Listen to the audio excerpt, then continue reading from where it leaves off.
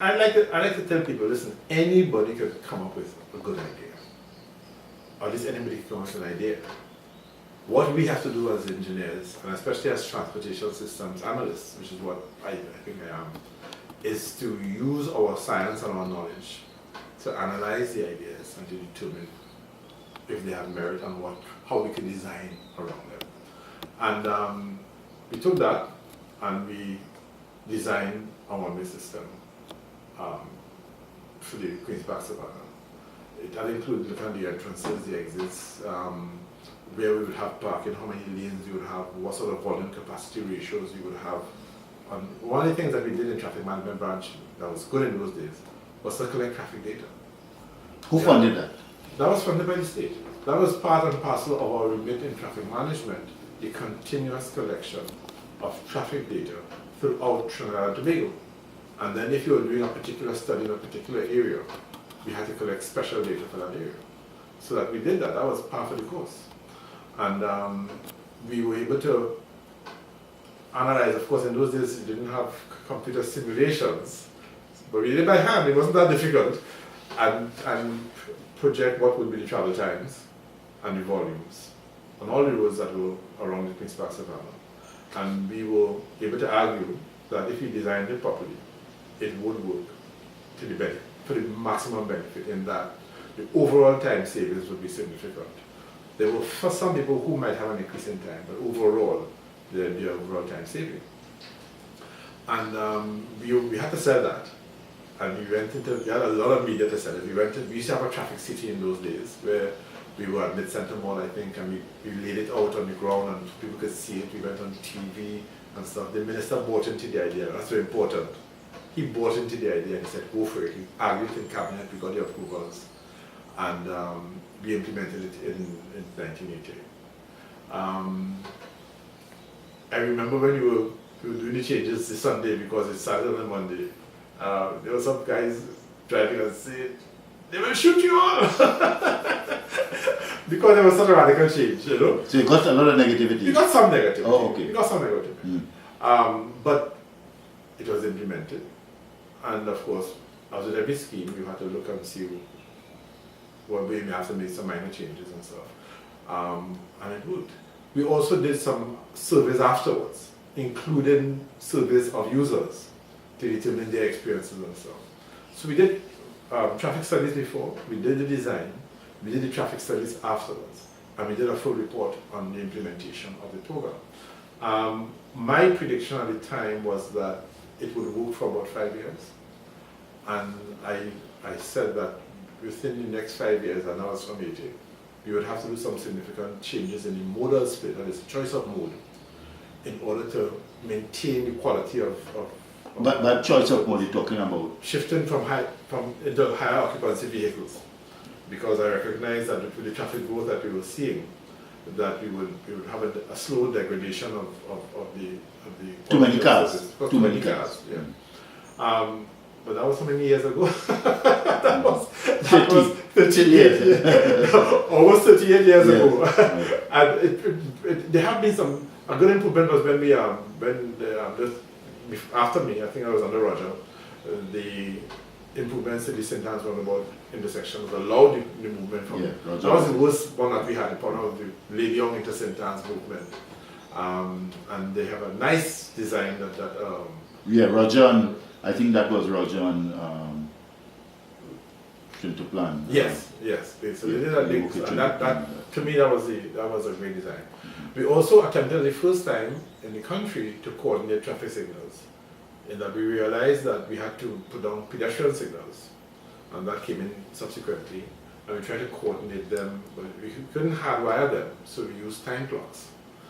And then we discovered the difference between theory and practice in coordination, because the time clocks will run off different electrical systems, different power grids, or different parts of the power grid. Yeah.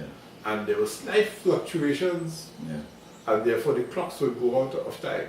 1 minute. And you'd be surprised how 2 seconds, and you're talking about a 120-second cycle, or even 1 second off, would compound after about 20 cycles and it completely off.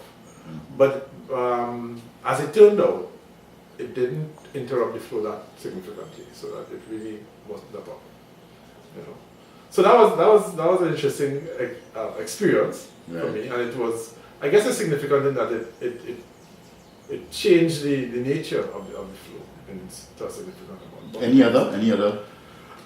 Major? Not so much in traffic management. We did a number of things that were important. Like we did a manual for use in temporary roadworks, and we distributed that to every agency that had to deal. You would not believe it now seeing what they do on the road, but every agency had a proper manual telling them how to properly sign and demarcate temporary roadworks. Yeah, I know it. I have that copy. I'm trying to get my hands on a copy of it because we did a lot of work, myself and the draft persons in the office. So we implemented the maxi taxis on the priority bus route, and there was if you remember, there was a failed attempt sometime before that wasn't properly designed, and then we got the requirement to do it, and we were to design it, and it worked, and basically still working, although the stops that we had allocated for them, they no longer use them. But I think the whole process and system was one that we had talked about. So that's the sort of things we did, but as a traffic management. But they don't call you the transport man for nothing, because I also remember you talk a lot about traffic management and traffic improvement. You also had a stint in the public transport development. For my sins. And, and you did something noteworthy there as well. Tell us a little about that. Well, I was challenged by the then chairman of the PTS. He said, you have all of this information and knowledge about transport. Why do you come and try to apply to run PTSD? So I applied for the job. I did get the job, as I said, for my sins. And I spent 10 years in PTSD. It's interesting that at the time I went to the PTSD, I remember distinctly the workers were protesting. They hadn't been paid for a week or two. And you have to understand, maybe a weekly paid worker. A lot of people don't understand, a weekly paid worker, if he does not get paid every week, it's like a monthly paid worker and getting paid for the month. It's that difficult for him. So the workers will, and there was a whole process of, because PTSD was so dependent upon the state, there was a whole process between when the funds were released and when PTSD got a check to pay the worker. There were 29 steps. And I recall brand new CEO, the workers protested downstairs because the management offices are upstairs. So the guards are there because they don't want to storm the offices. And I went downstairs in my naivety. Just say, let me explain to the workers where we are in the process and they will understand. So I went through this whole theoretical discussion about where we were and we'd gone to the Auditor General for approval and everything. And a shop store, I could never forget him, Peter Johnson. He said, Chief, we don't want to hear anything at all. That's not our concern. You hired us, you pay us. We have done the work. And that struck me profoundly. And I said, you're right. And we eventually got the money. And the Minister of Finance at the time said, listen, I cannot keep giving you money. Come to us with a plan to become self-sufficient. And thus was born our strategic plan for the period, I think it was 1989 to 1991 or something like that. A number of initiatives came out of that strategic plan because it was a plan to move the corporation from being a burden on the state to being a self-sufficient organization. And the first thing I had to deal with was the fact that the manpower ratio between men and buses was totally out of whack. There was 21 employees to every bus operating. Now you're talking about organizations that are running with 3-to-1 ratios and 4-to-1 ratios. We said we want to get to 7-to-1. Because recognizing that we are more manual and more labor intensive than some of the other areas. You can imagine that there were some significant discussions around that because there was some who felt they should bring up the number of buses. We said, yes, we are going to bring up the number of buses. In fact, we did a whole plan to refurbish the Leyland buses, and that was done. We did a proposal for the express commuter service buses. That was done. But we still had to get the labor down. So in fact, we did have to deal with that as a consequence. But we did what we had to do. we got the support of the government. We dealt with the union as best we could, and we moved actually from 3,000 employees to about 300 permanent employees, and buses continue to run because we made arrangements to move from how we were to what I think could have been the way the modern organization should have run. And you contracted some workers? Contracted ex-workers on a part-time basis. Actually, they went up an agency, and we contracted the agency. We contracted teams of workers to do bus maintenance. Imagine when I went to PTSC, there were buses that were breaking down for fuel in the middle of the day. I said, if you're flying a plane, imagine a plane breaking down for fuel in the middle of the flight. So there were buses that were breaking down for fuel, buses that might not have been cleaned some point in time, and that sort of stuff. But when we went into the contracted teams of ex-employees, and we were paying them, I remember the amount, $40 per bus that was going to be fuel and clean and work for the day. And if the bus broke down because of some routine thing, you're losing some money. If the bus was dirty, you lose some money. You would be surprised how many clean, fully fueled buses we had all the time. When we went from a situation where drivers were being paid because they were employees and not because they were driving, to a position where they were part-time drivers being paid per trip, all of a sudden, you had guys now arguing to get a bus out of the garage, not to put the bus in the garage. The whole reward system changed the behavior of the operators. Now, that told me something that was so profound. And that told me that unless we do that on a permanent basis, we could never expect an efficient organization because the incentive is just not there. We did a number of other things at the time. We started the school maxi taxi system. And we did that. We were able to do that because, again, data-driven decisions. There was a planning unit in the PTSC that was pretty much buried, but they had been doing some work on the side trying to develop a cost model for the services. But when you get in 90% of the money from the state, the management doesn't care about that. When I went to the PTSC, I saw this cost model, and I said, oh, wow, this is exciting. We can actually estimate within reasonable information, management account, but we could work with that. Cost per route and cost per bus, and therefore we could estimate cost per passenger. And when we started to estimate cost per passenger, we saw some routes was $600 a passenger, $300 a passenger. You don't have to be a rocket scientist to understand, but surely the state is paying too much for what it is getting. So part of our plan that we went to the ministry, we said, listen, here's what we're going to do. We are going to run these routes. We cannot advertise 100 routes and have 100 buses. We're going to consolidate on these routes. Specific routes, where we as a large capacity line haul operator could be the most efficient. The rest, let's figure out how we're going to deal with it. If you have passengers that you want to get special services there, we will organize to provide them. And the first set of passengers were like that were the school children in the outlying areas.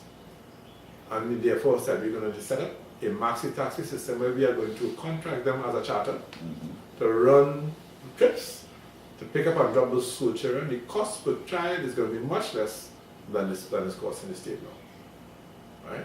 And we set that up. We didn't just contract the maxis. We set up a whole system. So the maxis that were chosen by, when they tendered, they had to come in for inspection. But that was a surprise to them because they said we passed inspection and licensing, but not all inspection. We failed about 35% of them. After they had passed licensing inspection, we failed them. Why? All kind of things. Seats not voted in. All sorts of things that people were getting away with. Just cool answer. Well, we accept the idea. We did educate. We didn't specify a uniform, but they were expected to comport themselves in a particular way. And by and large, they did. We set up a monitoring system. We had 3 kinds of monitors. We had the schools had a monitor because the school had somebody assigned to them. We had our inspectors, our own inspectors were en route. And then we had a school supervisor from the ministry who was liaising with us. And the thing has worked for almost 30-something years without complaint about accident, inappropriate behavior in the drivers. Because at that time, people were concerned about maxi drivers and the school children and stuff. Nothing like that. and the state has benefited, I think, by being able to provide the service at a lower cost. So, I guess that's part of The transport man. What would you consider to be the most significant engineering project undertaken in Trinidad and Tobago? Not necessarily by yourself. Wow. I guess some of the big building construction like the Napa probably the biggest one that comes to mind, in terms of size and scope. Mm-hmm. It's unfortunate that the local engineering fraternity, local architectural fraternity didn't get a chance to really learn from those kinds of projects. Yeah, because everything was packaged overseas. Because of the overseas package. I really have a challenge with that, because when I grew up as an engineer, you see, countries develop when the people develop. And I never agreed with the Dubai model for our development that I guess 2 regimes ago was really embracing, where they look for rapid building, so rapid creation of the built environment, but really at the expense of loss, or at least underdevelopment of your human resource in engineering and architecture and services and development and management. And so that we progress the built environment and we left behind the human resource. And we now have a decimated professional class in terms of numbers of people, in terms of opportunities, in terms of the learning that should have taken place. Well, on that score, you have gained a significant amount of notoriety with respect to a major, perhaps the biggest infrastructure project attempted.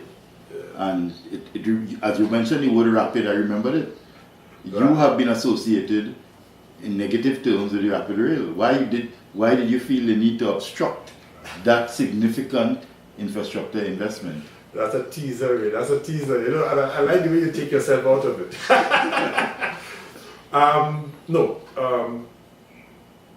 APETT, the association, joined forces with a number of other civil society organizations. Actually, at that time, I was representing, not even APETT, I was representing the TTMA, because I had gone into manufacturing, and I was a member of the TTMA board. I think I was vice president in charge of logistics and stuff. And there was a commonality of concern. And it's interesting that there was a commonality of concern across civil society. I'm talking about unions, I'm talking about chambers of commerce, manufacturing association, architecture association, JCC, APETT, about what the government was doing with respect to rapid rail, what it was proposing to do. And it wasn't so much that they were against having a rapid rail system. What the concern was that we were apparently walking down a very expensive one-way road without due process in terms of due diligence for data analysis and understanding what are the implications. And I was able to, I was privy to the concept paper which started this whole thing. And the concept paper was done by a company, a foreign company, that purported to be a pre-feasibility, but it was really a concept paper. And it was flawed. The analysis was tremendously flawed. The assumptions were outrageous, that had no justification. Yet, and we alerted the minister at the time about it. Yet he continued. We meaning APETT? We meaning at that time APETT, APETT. yes. Mm-hmm. He continued, and in fact it was like a train going down the road. And when the dust cleared, I mean, I recall there was, we kept asking, where's the feasibility study that shows that this is the best way to go? Because conventional wisdom, you talk to any transportation engineer in the world, and you tell them, listen, I have a country of 1.5 million people, which is 40 by 60 miles. I'm going to put a rapid rail system for them. They will laugh you from here to come because they say, but between your first and second stop, you're in the ocean. If you're serious about rapid rail, right? And rapid rail, people talking about moving 40 and 50,000 passengers per hour per direction. For it to, that's the kind of numbers we're talking about. We talk about cities that are dense, 9 and 10 million people in the city. We are talking about 1.5 million people in the country. So when they went ahead and engaged design consultants, and the design consultants came to Trinidad, and I remember a specific meeting that was held at the TTMA, and we were one of the groups that went to get our ideas as to where they should put stations and this and this. So they sent a young boy as their design expert. They probably thought I wasn't going to be there. But I tell you something, the guys on the TTMA board, shrewd businessmen, understand the number it's used to. You don't have to be a rocket science. So that they asked us, well, we want to get your ideas as to where to put the stations. I remember a particular board member says, put the stations wherever your feasibility study said is the best place to put it. Because we have been told about this feasibility study, but we have never seen it. And I challenge anybody today, decades later, to show me a document that says this is a feasibility study that showed that the rapid rail system is the best system for Trinidad. I can't say it doesn't exist, but I can say that no one I know of any credibility has seen it. So, they went on. They said, okay, we have 5 stations. 5 stations on the East-West corridor. I said, okay. I said, so what kind of trains? They said, well, given the space requirements, we have 5-car trains, and it's going to be 100 persons per car. I said, all right. And I said, well, what the frequency? I said, well, train every 12 minutes. It's going to be, every 12 minutes you're going to get a train. So I said, you're missing a zero. The guy said, why are you missing a zero?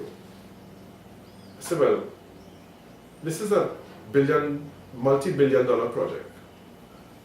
You are telling me that you are going to be carrying 3,000 passengers per hour.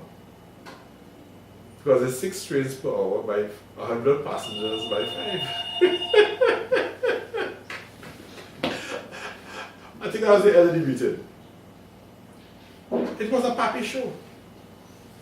And subsequently it was shared, but by the time it was shared, I think the country had spent $500 million in design fees. But I remember your name being called in Parliament has been attacked over cost per kilometer. Yeah, because when we looked at because we couldn't get data. But the number was, they were talking about 100 kilometers of rapid rail. And the cost that were being thrown out as $6 billion to build and to acquire all the capital costs. And when we looked at all over the world, some of the most efficient, and we have not been efficient, cost-effective builders in the recent past, but some of the most efficient, cost-effective places have cost up 3 and 4 and 5 times more than what was being touted for this case. So we said, it's not going to cost $6 billion, it's going to cost over $25 billion. Yeah, so you were resolute Yeah. in your information as an expert, Yeah, relative to what you were seeing, presented. Yeah. And then he said, what about the operating costs? Because you talk about annual operating costs, we estimated will exceed $2 billion a year. And if you look at the number of passengers, what would be the interest of the government subsidy per passenger? Yeah. Forever. Forever. Because when you put on a rail system, that is significant capital investment. You can't just move it. You can't just say, oops, made a mistake. And by the way, there are countries who have done that foolishness. I'm taking note to the one in Jacksonville in the US. A population like ours, about 1 million people, right? Perhaps even more dense than we have. A fantastic, almost automated rail system. And my wife and myself said, let's go and try it out. We were the only people on the train. The train going nowhere. Not that would happen here necessarily, but you know what? if we had gone on that way, and look at the financial situation that we are in right now, you can imagine. You can imagine what would have happened in this country if we had actually invested in that kind of nonsense. Right? I mean, time and place for everything. The reality is that we know that our quote-unquote traffic problems are not insoluble. We know that they can be very quickly and easily managed and organized with very, I mean, relatively speaking, low investments. But it seems as if everybody wants, I say they want low-hanging fruit, but they don't want to plant the tree. I keep telling them, you want low-hanging fruit, you have to plant the tree 3 years ago. So we're talking about even capital investments now for highway construction. No one is talking about improvements on the priority bus route. You want to improve travel times? What about some flyovers on the priority bus route? Instead of putting a highway to Manzanilla. But isn't auto restriction a bad word in Trinidad? Auto restriction is put you in purgatory. And the reality is that if you're not going to improve the transit system, then auto restriction must be a bad word. So that what you need is a systems solution to a system problem. But to have a system solution, you have to have a system vision. I'd like to ask a question to anybody who cares to answer. If you have a situation that you want to get an understanding about public transport, what is possible, who do you go to? Who is planning public transport in this country? Who's administering it, who's managing it, who's collecting data and analyzing it? And the answer is the ministry. Which department in the ministry? And there we stop. Because PTSC is not doing it, licensing is not doing it, traffic management is not doing it. In fact, there's nobody doing it. And I go further, there's nobody collecting data on the transportation system, analyzing and planning the transportation system in the country. And therefore, what we are living on a day-to-day basis is a non-system. Everybody doing what they want. But I mean, we became a nation 50 years ago, 50